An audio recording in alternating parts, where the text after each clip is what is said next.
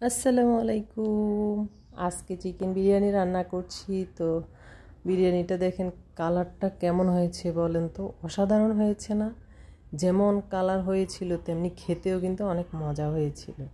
তো ছেলে স্কুলে চলে যাবে, ছেলের পছন্দের চিকেন বিরিয়ানি করে ফেললাম। ছেলে বললে ভুল হবে, ছেলে মেয়ে তিনজনেরই আমার হাতের এই চিকেন বিরিয়ানিটা অনেক পছন্দ। এই জন্য আমি প্রায় ওদের জন্য এই চিকেন বিরিয়ানিটা করে থাকি।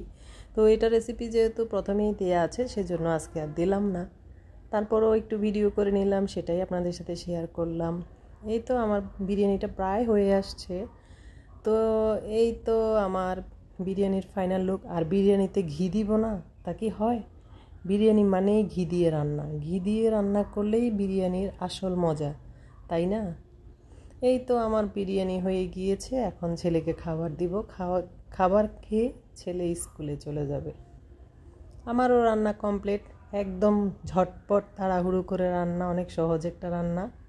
এই বিরিয়ানির থেকে সহজ আর কিছু হইতেই পারে না। এই যে ছেলের জন্য খাবার বেরিয়ে নিয়েছি, এখন দিয়ে দিব। আল্লাহ হাফিজ, সবাই ভালো থাকবেন।